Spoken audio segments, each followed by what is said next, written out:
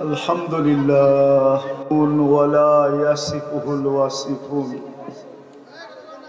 ولا تغيره الحوادث ولا يخشى الدوائر يعلم مثاقيل الجبال ومكائل البحار وعدد قطر الأمطار وعدد ورق الأشجار وعدد ما أظلم عليه الليل وأشرق عليه النهار ولا تؤاري منه سماء سماء ولا أرض أرضا ولا بحر ما في قاري ولا جبل ما في واري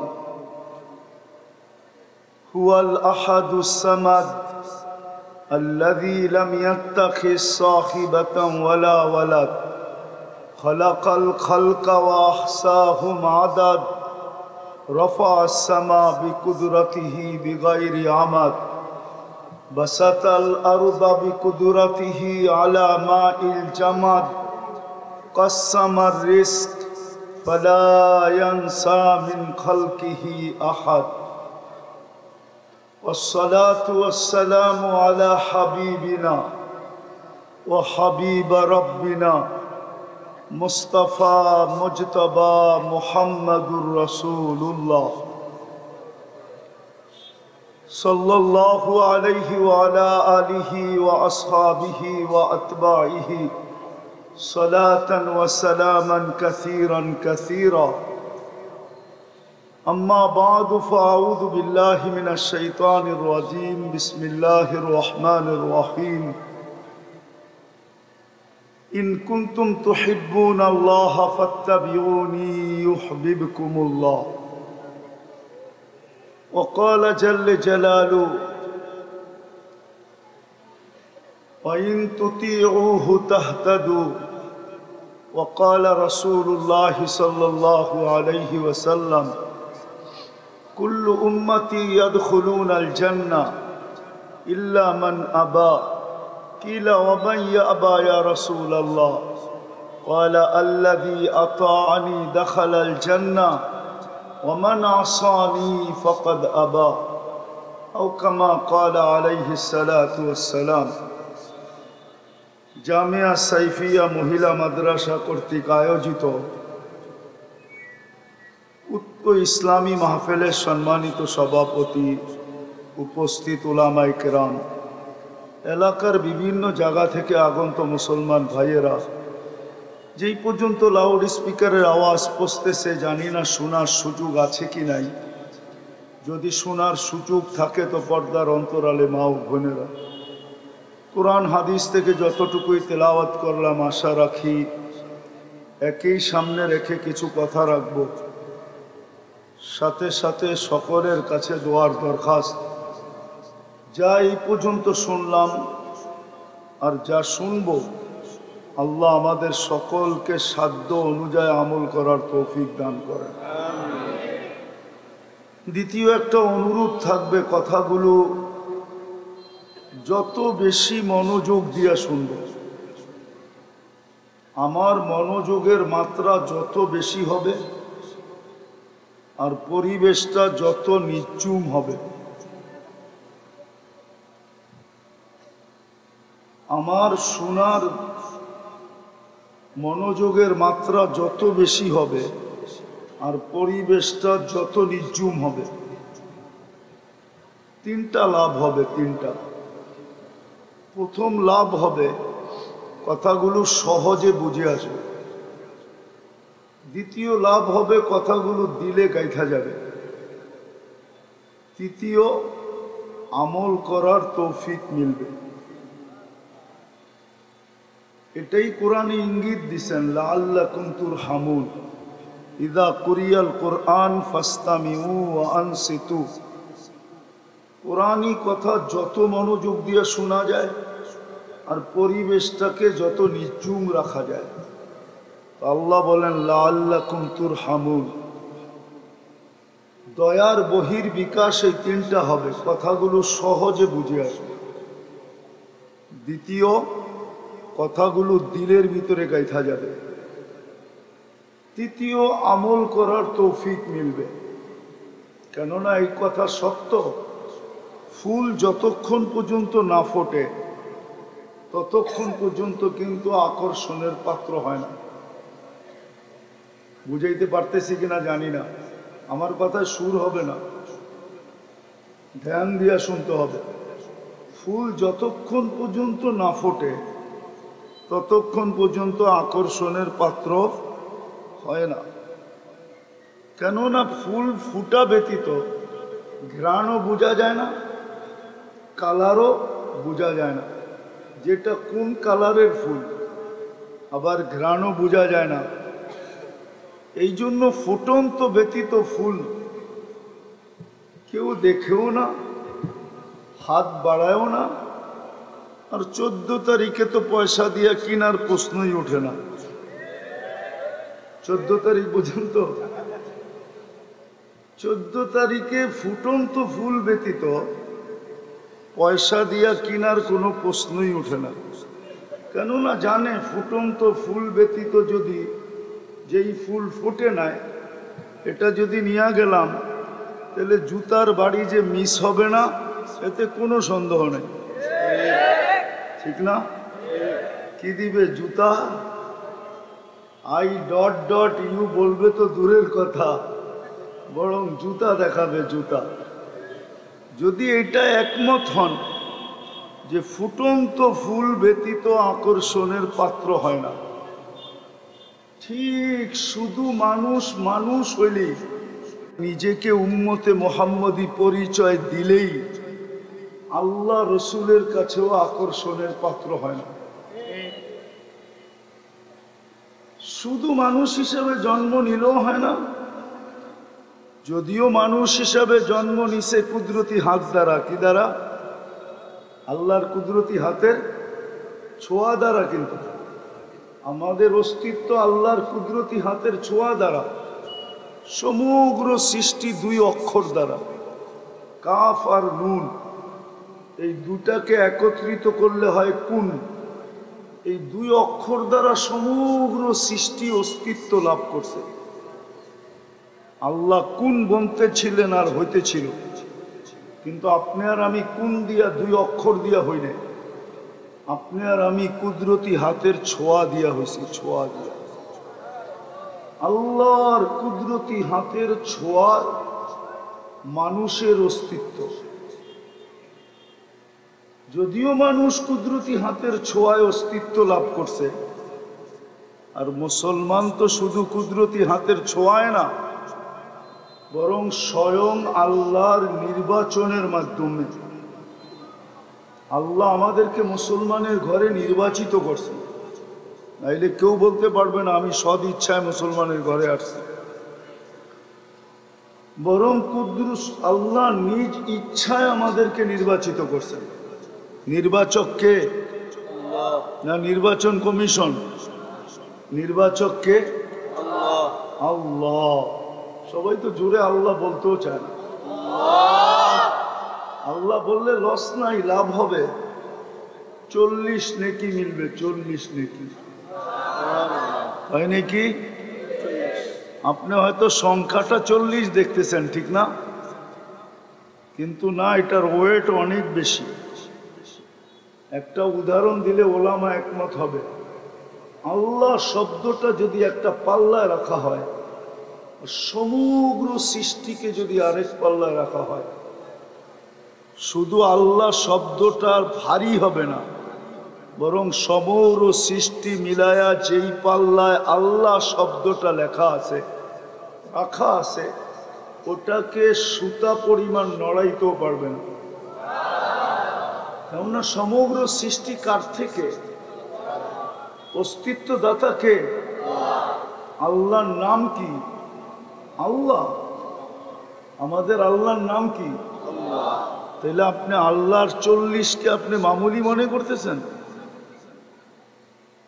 চলেন মনে উঠলো বলি, আল্লাহ মামুলি না। আল্লাহ যত মনোযোগ দিয়া বলবে তত বেশি ভিতরটা ক্লিয়ার হবে। ক্লিয়ার বোঝেন? ভিতরে কোনো ব্লক শ্লোক থাকবে না। আর যতবার আল্লাহ বলবে, যতবার আল্লাহ বলবে ততবার একটা বাল্ব, আলোর বাল্ব ভিতরে লাগবে।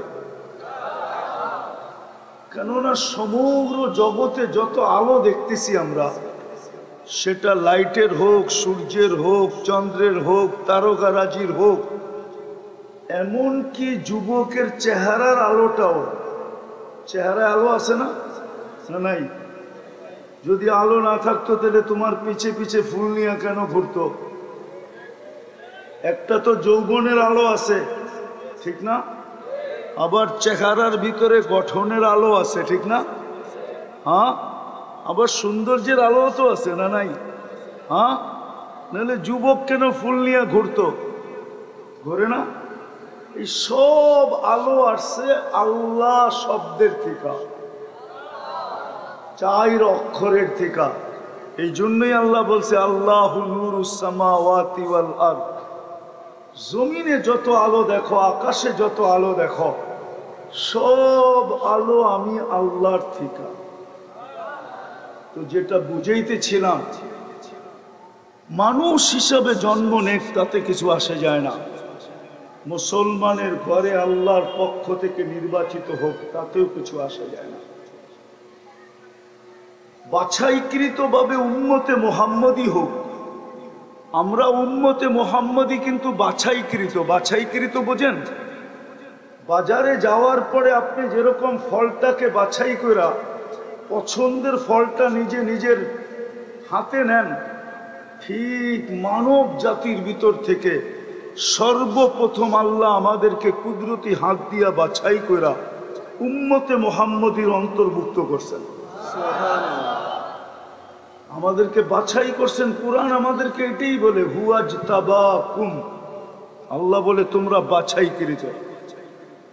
তো মানুষ হিসাবে জন্ম নিলেও, মুসলমানের ঘরে নির্বাচিত হইল, সমগ্র মানব জাতির ভিতর থেকে বাছাইকৃত হইল, কিছু আসে যায় না যতক্ষণ পর্যন্ত নিজেকে না ফুটাবে। যতক্ষণ পর্যন্ত নিজেকে না ফুটাবে। যেরকম ফুল ফুটলে আকর্ষিত হয়, আকর্ষণের পাত্র হয়, মানুষ তার দিকে আকর্ষিত হয়। রব্বে কাবার কসম, যুবক যখন নিজেকে ফুটায় তো সেও আল্লাহর কাছে আকর্ষণের পাত্র হয়।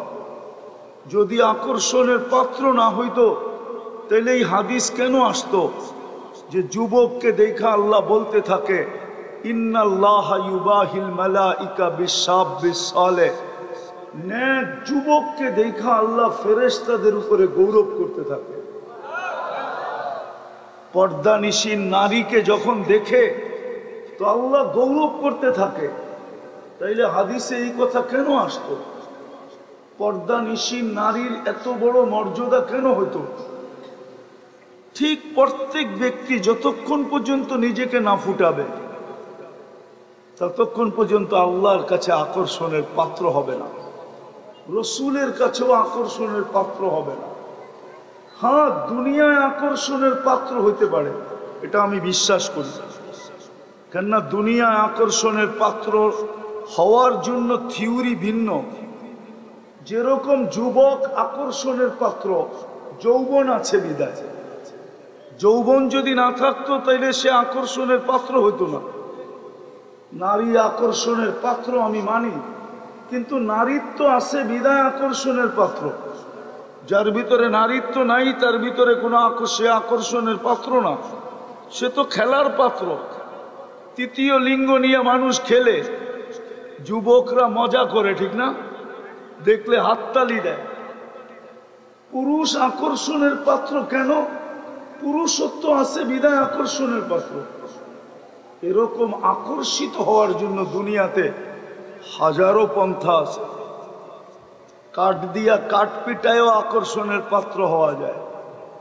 কাঠ দিয়া কাঠ পিটানো বোঝেন? মনে হয় বোঝে নাই। ক্রিকেট, ক্রিকেটের বলটাও কিন্তু কাঠের, আর পিটায়ও ব্যাটটা কি কাঠ দিয়া কাঠকে পিটায়। আকর্ষণের পাত্র না? আকর্ষণের পাত্র না? হ্যাঁ, অলরাউন্ডার, ঠিক না? ছক্কা মারতে দেরি, পুরা বাংলাদেশ গুঞ্জা উঠতে দেরি হয় না, ঠিক না? চিৎকার দিয়ে আকাশ বাতাল কাঁপাইতে দেরি করে না। হইতে পারে এটা দুনিয়া আকর্ষণের পাত্র হওয়ার জন্য, কিন্তু দুনিয়া নিয়ে আমার আলোচনা না। আমার আলোচনা হলো যে আল্লাহর কাছ থেকে আসছি আর যে আল্লাহর কাছে চলে যাব, যিনি এক ফোঁটা পানির থেকে আমাকে অস্তিত্ব দিছে, আপনাকে অস্তিত্ব দিছে। এই জন্যই মনে হয় আল্লাহ বলেন, সবাইকে সম্বোধন করে বলেন, মা কুনতা বিশাই হাল আতা আলাল ইনসানি হিনুম মিনাদ দাহর লাম ইয়াকুন শাইআম মাযকুরা। মানুষ যখন ব্যক্তিত্ব নিয়ে চলে, ব্যক্তিত্ব নিয়ে যখন চলে, আমি জানি না কয়জনে ভাবে, কিন্তু না ভাবে বিদায়ী মনে হয় কোরআন মানুষকে সতর্ক করতেছে যে তুমি যে এলেঙ্গায় ব্যক্তিত্ব নিয়ে ফিরতেছ, কোনোদিন ভাবছো যে তোমার অস্তিত্বই ছিল না? ছিল তো ছিল কি, মা আম্মাহিনা, নিকৃষ্ট একটা পানির ফোঁটা। কোথায় ছিল এটাও তো আল্লাহ বলে দিছেন, সালবি আবি কাওয়া ইবি উম্মিক, মার সিনায় ছিল, বাপের পিঠে ছিল। আল্লাহ বলে কোনো পদ্ধতি তো দুনিয়া আসে না ওটাকে বাহির করবে, আমরাই তো এক প্রসেসের মাধ্যমে ওটাকে বাহির করছি। যদিও জায়গা জানা আছে যে এটা মার সিনায় আছে, বাপের পিঠে আছে, কিন্তু বলেন ওইখানে যদি মাইক্রোস্কোপ দিয়ে খোঁজা হয়, টাঙ্গাইলে হাসপাতালের অভাব নাই, প্রফেসরদেরকে জিজ্ঞাসা করেন তো মাইক্রোস্কোপ দিয়ে খুঁজলে মার সিনায় পাওয়া যাবে কিনা? না বাপের পিঠে পাওয়া যাবে, না ওইখান থেকে মেশিন দিয়ে বাহির করে নেওয়া যাবে না। আল্লাহ এক প্রসেসের মাধ্যমে বাহির করছেন, এক প্রসেস আছে। ওই প্রসেস যখন হয় তখন নিজে নিজে দুই জায়গার থেকে বাহির হয়ে একত্রিত হয়। আল্লাহ বলে জমা তুফি বাতনি উম্মিক, তোমার মার পেটে একত্রিত করছি। গসাই তুফিল কেশা, পর্দা দ্বারা আবদ্ধ করছি। ফি সালাসি জুলুমাত, তিন অন্ধকারের ভিতরে। মা আম্মাহিনা, নিকৃষ্ট পানি। সুম্মা দামা, পরে রক্ত। সুম্মা মদগা, পরে রক্তপিণ্ড। সুম্মা এদামা, তারপরে কঙ্কাল। ওয়াকাসাইতু আলাইহি লাহমা, এর উপরে গোশত আর চামড়ার আবরণ কুদরতি হাত দিয়ে চড়ায় দিছে। আল্লাহ বলে একটুও ভাবো না, একটুও চিন্তা করো না আমি ছিলাম কি? আল্লাহ বলে অস্তিত্ব আমি দিছি, দিলেও কি হবে, নিশ্চয় অস্তিত্ব দিছি। মিসকিনা, বিলকুল নিশ্চয় আমাদের অস্তিত্ব। যুবক একটু ভালো মতে বোঝো, বোঝো, যৌবনটাকে কাজে লাগাও, নাইলে বেশি দিন যৌবন থাকবে না। এটাই সত্য। যৌবন চিরদিন থাকে না, বেশি দিন থাকে না। আজকাল তো আরো কম সময়ের ভিতরে যৌবন শেষ হয়ে যায়। আমাদের সমাজ যেইভাবে মাদকের দিকে দৌড়াইতেছে, মাদক পান করতে হয় না। আমার থিওরি এটা, মানেন আর না মানেন, মাদক হাত দিয়া ছুইলেও যৌবন চলে যায়। হাত দিয়া ছুইলে বিশ্বাস হয় না? না, মনে হয় সবার বিশ্বাস হয় না। আমি একটা হাদিস দিয়ে প্রমাণ দিব, ওলামারা একমত হবে। হজে যারা গেছে, হজে বা যারা যাবে, আরাফার থেকে যখন মুজদালেফায় আসে তো একটা জায়গা পড়ে বাতনুল ওয়াদি, পায়ে হাইটা যারা আসে, আল্লাহ রসুল বলছে ওই জায়গা যখন আসবে তো দ্রুত অতিক্রম করো, দ্রুত।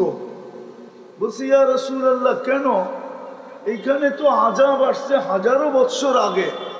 তা আল্লাহ রসুল বলছে না, এটার ক্রিয়া এখনো রয়ে গেছে, দ্রুত পাগো।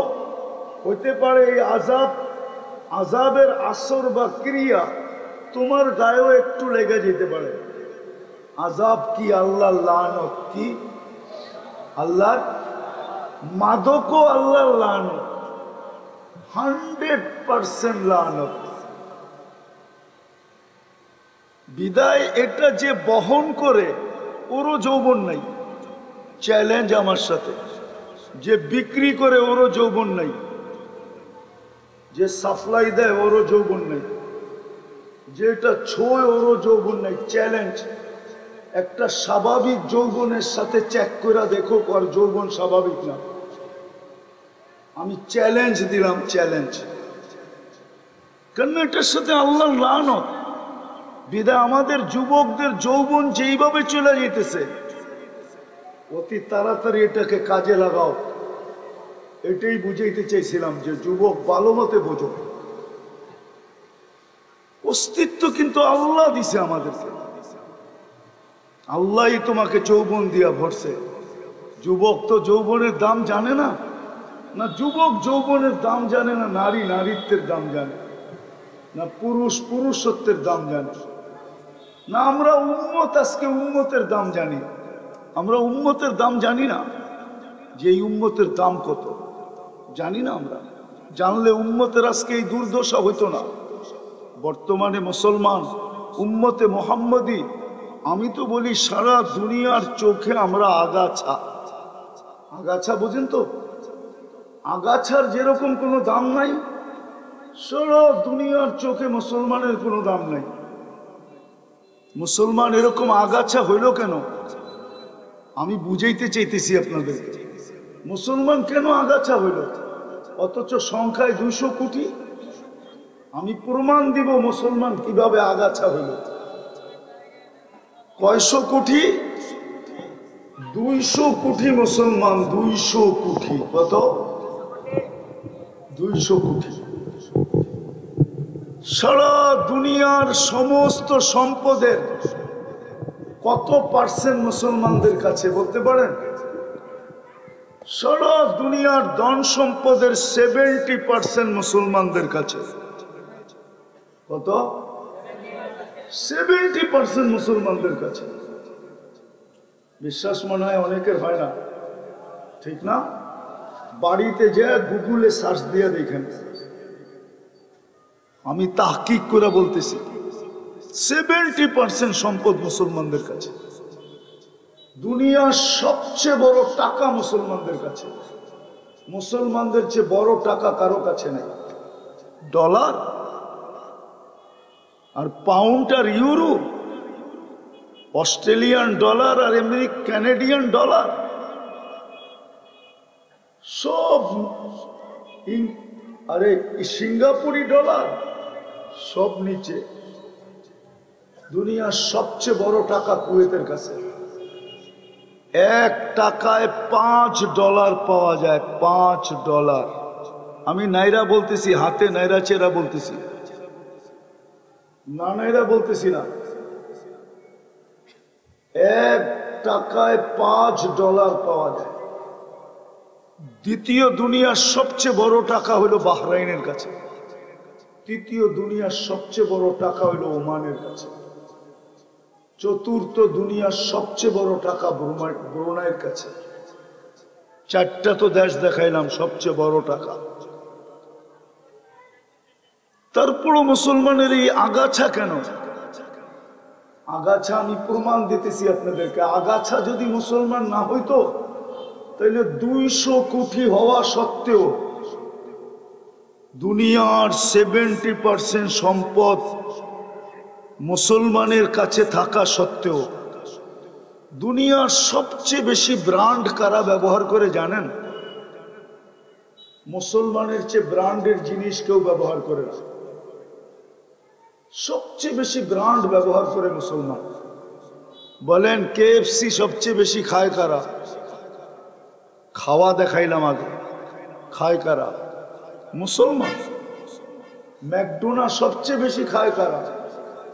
মুসলমান। দুনিয়ার সবচেয়ে দামি ব্র্যান্ডের ঘড়ি রাডু সবচেয়ে বেশি পড়ে কারা?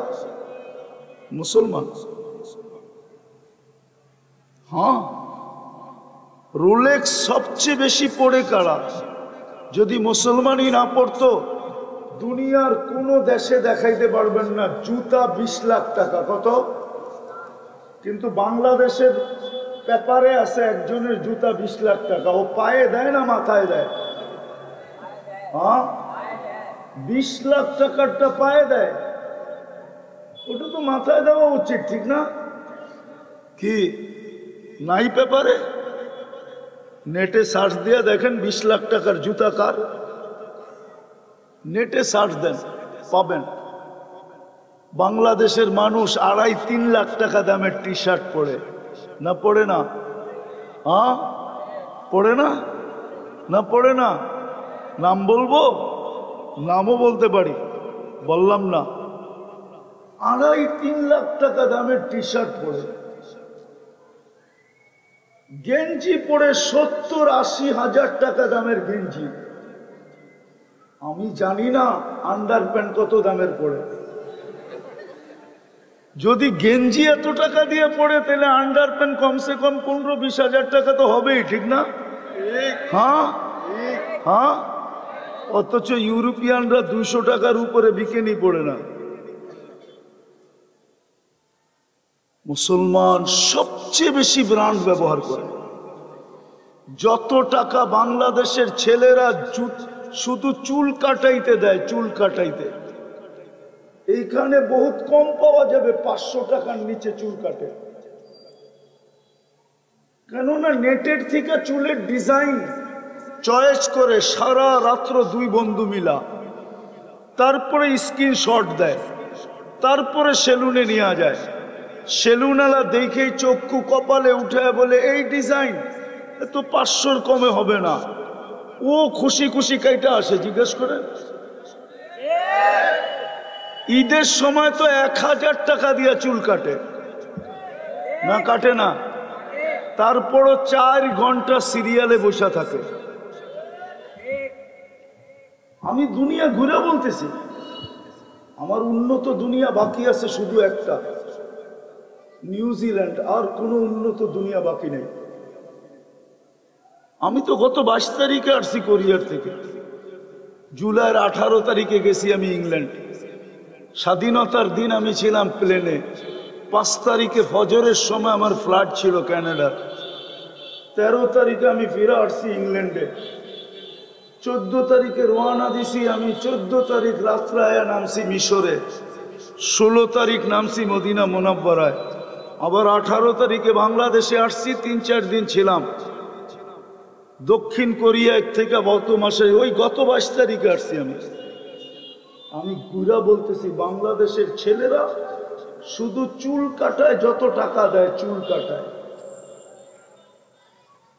আমার মনে হয় না দুনিয়ার কেউ চুল কাটায় এত টাকা দেয়, আমার মনে হয় না। এরা যে ডিজাইনের পাগল। তো যেটা বলতেছিলাম, মুসলমান আজকে কি আগাছা, আগাছা আগাছা যদি না হইতো তাইলে ফিলিস্তিনের যুদ্ধ আজকে কতদিন? 1.5 বছর না, 1 বছর হয়েছে 7 তারিখে, গত 7 তারিখে। আজকে কয় তারিখ? 25। তাইলে 7-এর থেকে 25-এর থেকে 7 বাদ দেন কত? 1 বছর 18 দিন।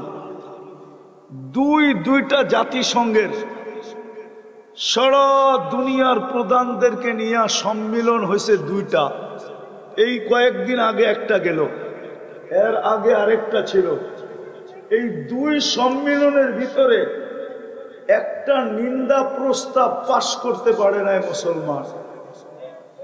যদি পাশ করা থাকে আমাকে জানান। পারছে পাশ করতে?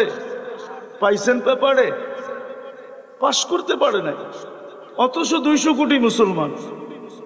সব ব্র্যান্ডের কারখানা চলে আমাদের কারণে। আমি তো এই পুরো মিডিয়ার সামনে বলতেছি, আজকে যদি 200 কোটি মুসলমান বলে যে আমরা আমাদের দেশি পণ্য ছাড়া দুনিয়ার কোনো ব্র্যান্ড আমরা ব্যবহার করব না, না না না না, কালকের থেকে দেখেন কত শত ফ্যাক্টরি বন্ধ হয়। সারা দুনিয়ার কাফের আপনার পায়ে কি করে আসে দেখেন। যদি মুসলমান বলে যে আজকের থেকে আমরা ব্যবহার বাদ দিলাম, কিন্তু আসল কথা তো এটাই, বিড়ার গলায় ঘন্টি বাঁধবে কে? মুসলমান তো এক হবে না, এটা বলবেও না। তো আমি যেটা বুঝাইতেছিলাম, আমরা আজকে নিজেদেরকে ফুটাইতে পারি না, আল্লাহর কাছে আকর্ষণের পাত্র না, রসুলের কাছে আকর্ষণের পাত্র না, যার কারণে আমরা আজকে আগাছা হিসাবে দুনিয়াতে আছি। আমরা আগাছা, যার কারণেই তো আপনি প্রস্তাব পাশ করতে পারেন নাই। আরেকটা প্রমাণ দেখাই আপনাদেরকে।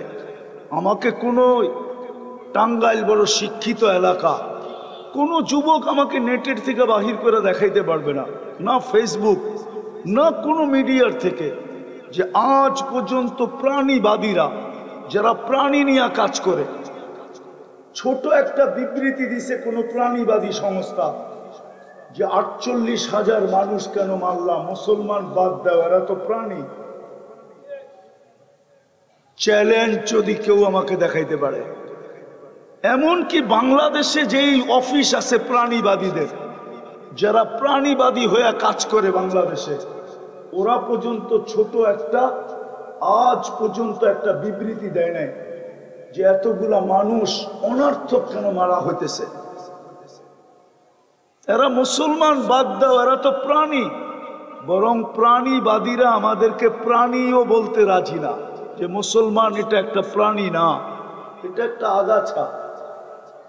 কেন হইলাম এরকম? একটু বিবেক দিয়ে চিন্তা করেন। শুধু চিল্লাইলে হবে না, বিবেক দিয়ে চিন্তা করতে হবে। কেন আমাদের এই দুরবস্থা হইল? কেননা আমরা আল্লাহর কাছে আকর্ষণের পাত্র না। আমি প্রমাণ দিতেছি, যদি আল্লাহর কাছে আকর্ষণের পাত্র হইতাম, এই মজমায় একজনও নাই যে ডেলি 200 বার আল্লাহ বলে। কোন যুবক নাই যে ডেলি 10 বার আল্লাহ বলে। 24 ঘন্টা বুক করেন কাঠটা। যুবক, দেখি তো মাঝে মাঝে এই রাস্তা দিয়া যাইতে, তোমাদের বাইক চালানোর অবস্থা দেখলে একা থাকলে একরকম, আর পিছনে কেউ থাকলে আরেক রকম। পিছনে কেউ থাকলে বুঝেন তো? হ্যাঁ, শব্দটা আর বললাম না, এইভাবেই বললাম। পিছনে থাকা বোঝেন? তোমাকেই যৌবন কে দিছে? 24 ঘন্টা কে সুরক্ষিত করে? হ্যাঁ, 10 বার তো আল্লাহ বলে না। যদি 10 বার আল্লাহ না বলে ডেলি, তো ও আল্লাহর কাছে আকর্ষণের পাত্র হবে তো হবে কি করে? আজকে কিবার গেল? হ্যাঁ, বলুক এই মজমা আমাকে একজন বলুক যে আমি 500 বার দুরূদ পড়ছি। কোন যুবক বলুক যে আমি 50 বার পড়ছি। কোন যুবক বলুক আমি 10 বার পড়ছি। অথচ হুকুম তো ছিল শুক্রবারটা আমাকে দিয়া দিও। আমি হাদিস ভুল বলতেছি না, ওলামা আছে। আল্লাহ রসুল বলছে শুক্রবারে আমার উপরে বেশি বেশি দুরূদ পড়ো। সব আদর্শ বাদই দিলাম, নবীর সব আদর্শ বাদ দিলাম। অথচ যার কারণে আমরা এত বেনিফিট পাইলাম, এত লাভবান হইলাম, ওই লাভবানের সিরিয়াল যদি খুলতে যাই তো মনে হয় না আমার এই ছোট জীবনটা দিয়া যথেষ্ট হবে, যে উম্মত হওয়ার কারণে আমরা কতটুকু লাভবান হইলাম, কতটুকু মর্যাদাশালী হইলাম, কতটুকু বেনিফিট পাইলাম। একটা বেনিফিট দেখাইতেছি আমি টাঙ্গাইলে বসা। টাঙ্গাইলের সমস্ত মাদারেসের ওলামা যদি আমাকে দেখাইতে পারে যে কোনো উম্মতকে আল্লাহ 1500 বৎসর সুযোগ দিছে, কোন উম্মতকে 1500 বৎসর টিকতে দেন নাই, ইতিহাসের পাতায় পাওয়া যায় না।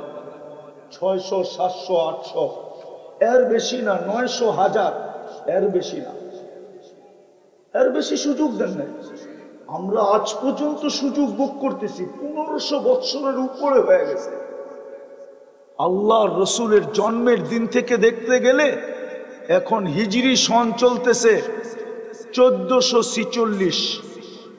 এর সাথে যোগ করেন 40 বৎসর 6 মাস 10 দিন, এর সাথে যোগ করেন আরো 10 বৎসর। 1500 বৎসর পর্যন্ত আল্লাহ আমাদেরকে সুযোগ দিতেছেন। নাইলে বহুত আগে মিটায় দেওয়া উচিত ছিল। আমি তো বলি উচিত ছিল। এটারও প্রমাণ আছে, কোন উম্মতকে আল্লাহ ডাকার দায়িত্ব নেন নাই। ওলামা দেখাইতে পারবে না, ১৬ লক্ষ উম্মতকে নামাজ দিছেন, এক ওয়াক্ত আর দুই ওয়াক্ত হোক, কিন্তু কাউকে ডাকার দায়িত্ব আল্লাহ নিজে নেন নাই। বলছে পড়বি লাভবান, না পড়বি মাই। কিন্তু আমাদেরকে আল্লাহ ডাইকা ডাইকা পড়াইতে চাইতেছেন। 5 বেলা কে ডাকে? ও যুবক, কে ডাকে 5 বেলা? আরে ভালো মতে বলেন না, আল্লাহ বলতে ভয় পান কেন? আল্লাহ এমন ভাবে বলেন যে আল্লাহ জিজ্ঞাসা করে এত ডাকস কেন? এতবার আল্লাহ বলেন। বললাম না, আল্লাহ বললে ভিতরে আলোকিত হবে। যুবক এইখানে বসে জান্নাত দেখবে, জান্নাত। বিশ্বাস হয় না? প্রমাণ দিব। ইমাম কর্তুবী লেখছেন, যুবক সারা রাত্র ইবাদত করে, দাঁড়ায় নামাজ পড়ে, দিনে রোজা রাখে। করালারা বুঝাইছে মানে না, বন্ধুদেরকে দিয়ে বুঝাইছে মানে না, প্রতিবেশী দিয়ে বুঝাইছে মানে না, সবাতে পাগল হবে। সারাদিন রোজা, সারা রাত্র জায়গায় ইবাদত। তা একদিন সকালে রাস্তা দিয়ে দৌড়াইতেছে আর বলতেছে আইনা আইনা। আইনা কই? তো পাড়া প্রতিবেশী ছুটে আসছে, বলছে যা ভাবছিলাম তাই হয়েছে।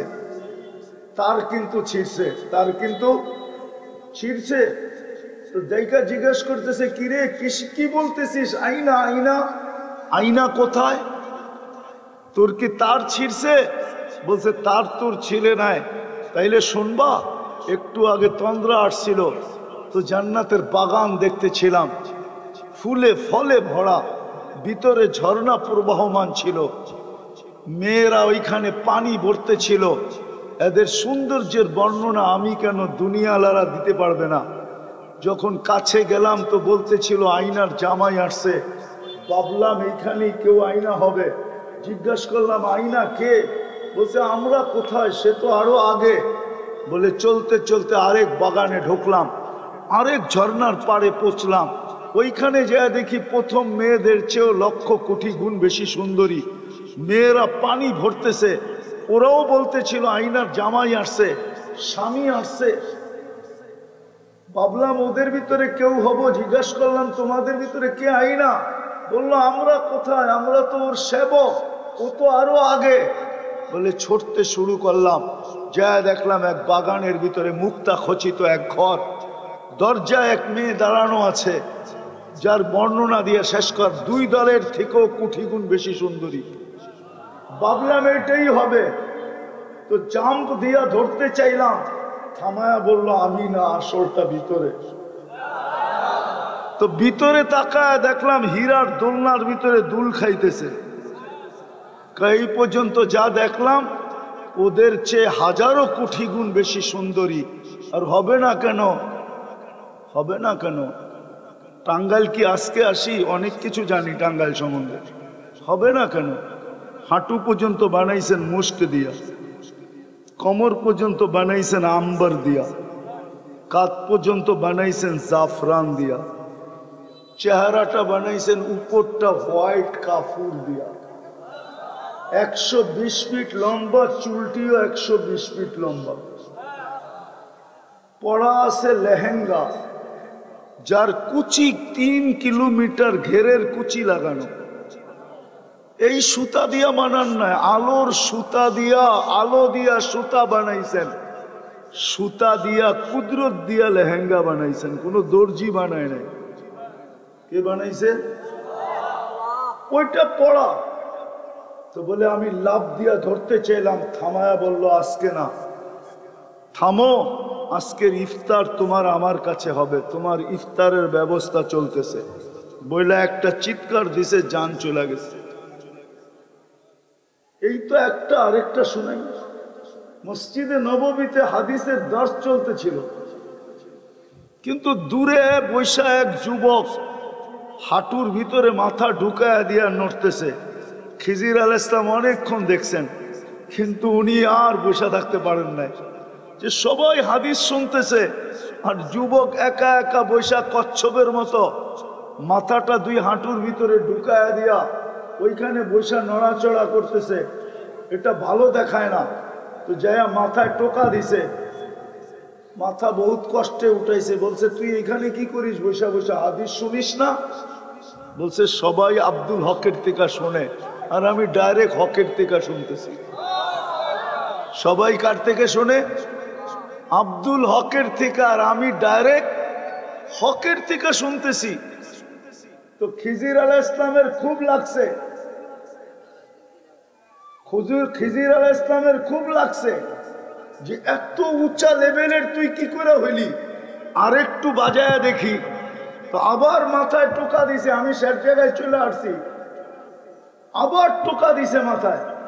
বলছে তুই যদি এত উঁচু লেভেলের হস তো বলতো আমি কে? তা আবার মাথাটা কষ্টে বাহির করে বলছে খিজির বেশি বিরক্ত করো না, একটা চিৎকার দিয়া কিন্তু ল্যাংটা করে দিব, চিৎকার দিমু খিজির বইলা, মানুষ সব তোমার কাছে চলে আসবে। হইতে পারে ফু দিতে দিতে তোমার জানো যেতে পারে, সব পানি করে নিবে। খিজির আলাইহিস সালাম বুঝা ফেলছে, হ্যাঁ সত্য, আসলেই সত্য। আজকে আমরা ফুটাইতে পারি না যেটা বলতেছিলাম, যে সত্য আল্লাহর কাছে যদি আকর্ষণের পাত্র হইতাম তো ডেলি তো আল্লাহ আল্লাহ 200 বার বলতাম। বুক করি কার? সবাই 24 ঘন্টা কাটটা বুক করি আল্লাহর। যে রসুলের কারণে এত বড় মর্যাদা পাইলাম, শ্রেষ্ঠত্বের মুকুট পাইলাম, কুনতুম খায়রা উম্মাহ, এক রাত্রই 83 বছর পাইলাম। যেই রসুলের কারণে আল্লাহ আমাদেরকে কুদরতি হাতের ছোঁয়া একবার না কয়েকবার দিলেন। যেই নবীজির কারণে আমরা আল্লাহর জন্য নির্বাচিত হইলাম, এত বড় মর্যাদা, এক রাত্র 83 বছর ওই রসুলের উপরে দুরূদ পড়ি না।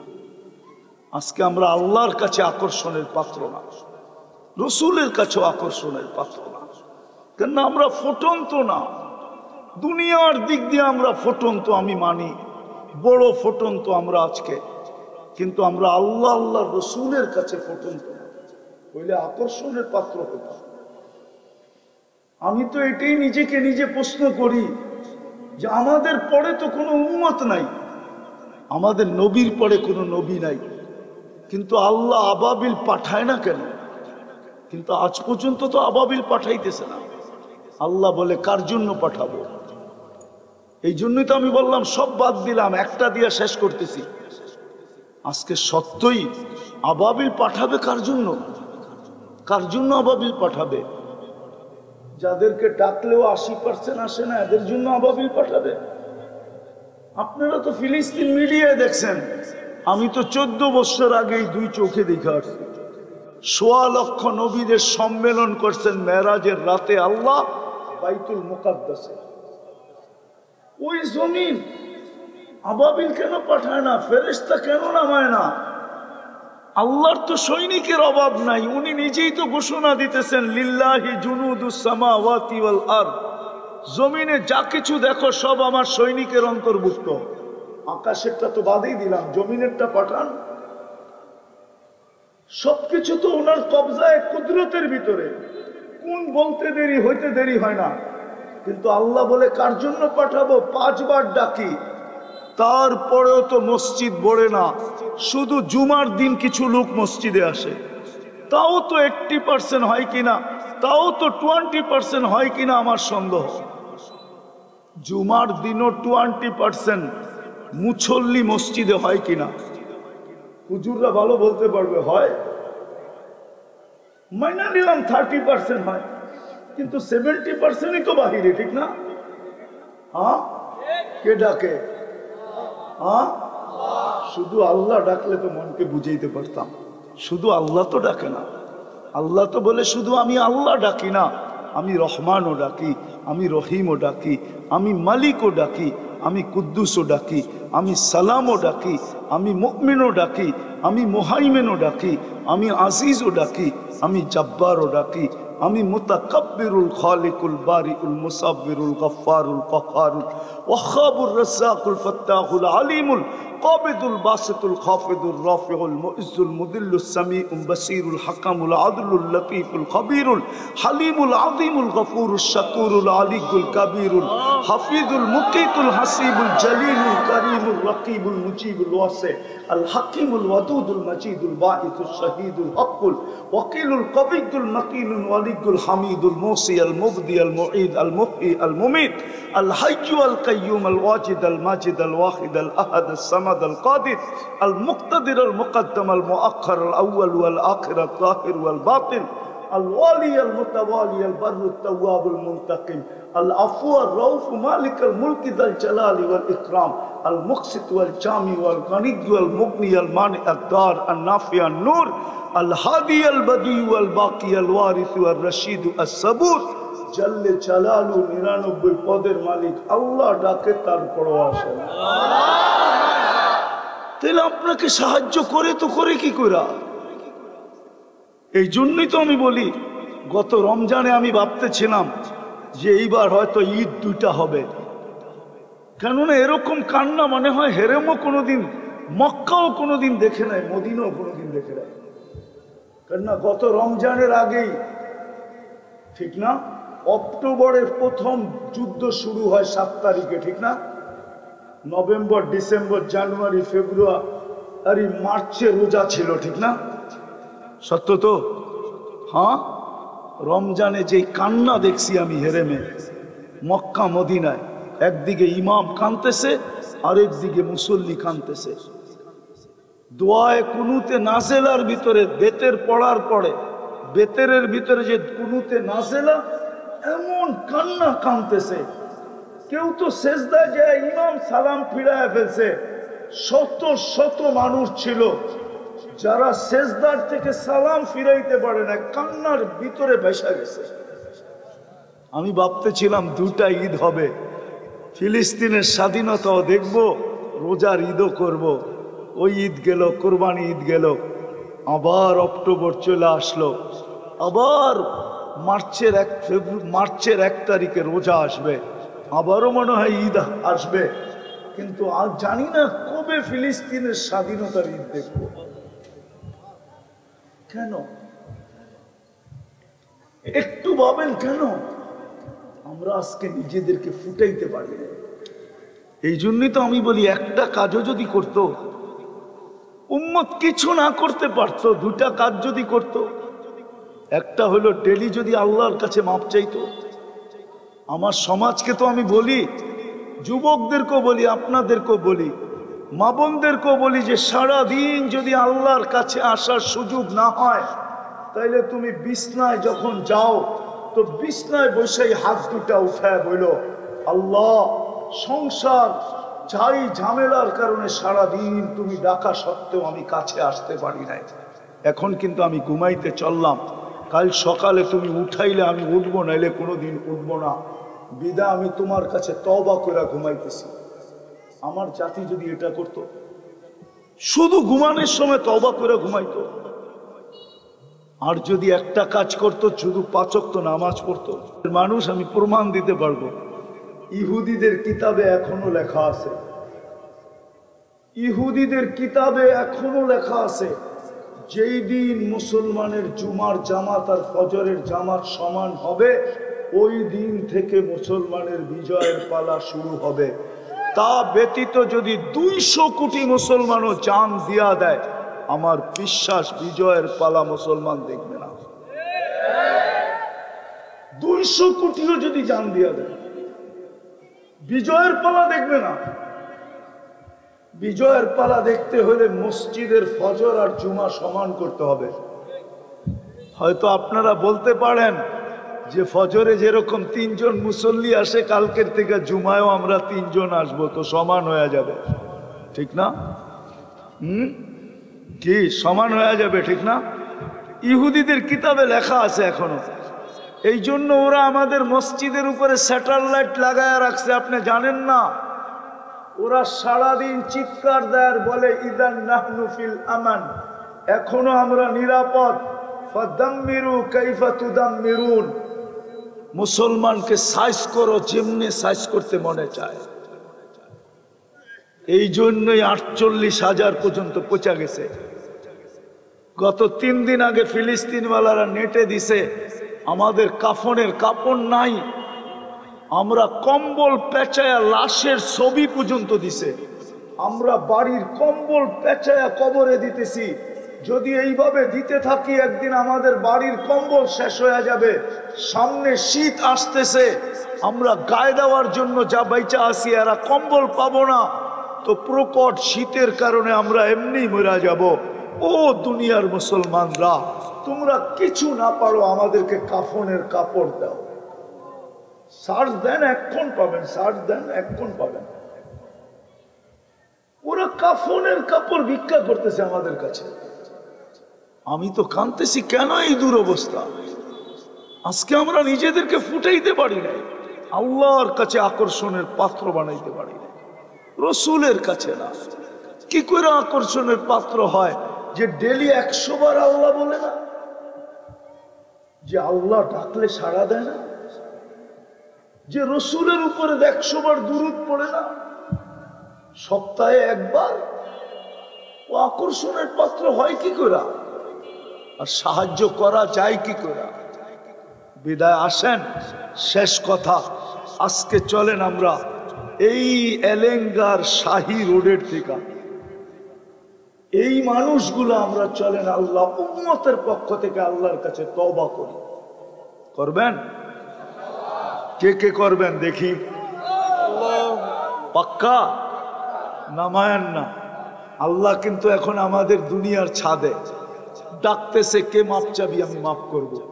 তাইলে বলে দেন, আল্লাহ শুধু আমার পক্ষ থেকে না, পুরা উম্মতের পক্ষ থেকে আজকে তওবা করলাম, আপনি আমাদের তওবা কবুল করেন, উম্মতের গুনাহ মাফ করে দেন। আল্লাহ ফিলিস্তিনে বিজয়ের সূর্য উঠায় দেন। নামান আজকের থেকে অঙ্গীকার করেন যে 2টা কাজ করব। এক তো নিজে নামাজ পড়ব, দ্বিতীয় আমি একটা কারগুজারি শুনে কথা পুরা করতেছি। আমি একটা দেশ চিনি, যে দেশে একজনও বেনামাজি নেই। আমি ওই দেশে 6 বার গেছি। কয়বার? আপনি মনে হয় মানবেন না। দুনিয়া একটা দেশ আছে যে দেশে কোনো বেনামাজি, আমি 6 বার গেছি ওই দেশে। আপনারা কি একটা টাঙ্গাইল বানাইতে পারবেন না? একটা জেলা বানাইতে পারবেন না? আচ্ছা জেলা বাদ দিলাম, এটা কি পৌরসভার আন্ডারে? হ্যাঁ হ্যাঁ, শুধু টাঙ্গাইল সিটিটা বানাইতে পারবেন না? বা এলেঙ্গা এরিয়াটা বানাইতে পারবেন না যে একজনও বেনামাজি না থাকে? হ্যাঁ, পারবেন না? আমি তো একটা দেশ চিনি যেখানে একজনও বেনামাজি নেই। আমি 6 বারে প্রমাণ করছি। প্রথমবার যখন গেছি ওরা বলছিল আমাদেরকে যে আমাদের দেশে একজনও বেনামাজি নেই, কিন্তু আমি হাই লেভেলে প্রমাণ করছি যে আসলেই নামাজি নেই। আমি 4 বার প্রেসিডেন্টের সাথে দেখা করছি, ঠিক নামাজের সময় ঢুকছি, বলছে আগে নামাজ পড়ে কথা। স্পিকারের কাছে গেছি ঠিক টাইম মতে, বলছে আগে নামাজ পড়ে কথা। সেনা প্রধানের কাছে গেছি, বলছে আগে নামাজ পড়ে কথা, এবং নিজে নামাজ পড়াইছে। তার কেরাতে আমি মনোমুগ্ধ হয়ে গেছি, এত সুন্দর কেরাত। একজন জেনারেলের, একজন স্পিকারের, একজন প্রেসিডেন্টের কেরাত এত সুন্দর। আমরা কি একটা গ্রাম বানাইতে পারবো না? হ্যাঁ, আর আল্লাহকে কতদিন নারাজ করে রাখবো? আল্লাহ যতদিন পর্যন্ত রাজি না হবে, লেখা রাখেন আমাদের চিৎকারে কোনো কাম হবে না। এটা আমি বিশ্বাস করি, দুনিয়া ঘুরা, কেউ বিশ্বাস করুক আর না করুক। ইব্রাহিম ইবনে আদহাম রহমতুল্লাহ আলাইহিকে জিজ্ঞাসা করছিলেন, বসরার মানুষ ইব্রাহিম, চোখের পানি তো দোয়া জড়াইতে জড়াইতে শুকায় গেল, 1000 বৎসর আগে দোয়া কেন কবুল হয় না? তো ইব্রাহিম চিৎকার দিয়া বলছিল, তাসিল্লাহ ওয়া রাসূলা, আল্লাহ আল্লাহর রসুলের নাফরমানি করো আর চাও দোয়া কবুল হোক। দোয়া তো মাথার উপরেই ওঠে না, কবুল হবে তো দূরের কথা। আজকে আমাদের এই অবস্থা। বিদায় নামাজ পড়বো এবং হাতে পায়ে ধরে পড়াবো, পারবেন? পাক্কা ওয়াদা? সবাই করতে চাইতেছে না, পাক্কা? হ্যাঁ, আল্লাহ কবুল করুক, আমিন।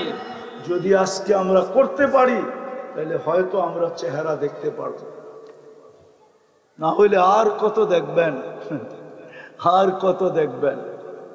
এই পর্যন্ত কম হয় নাই, আরো হবে। এই জন্য ফিরে আসি, আল্লাহ আমাদেরকে আমল করার তৌফিক দান করেন। ওমা আলাইনা ইল্লাল বালাগ।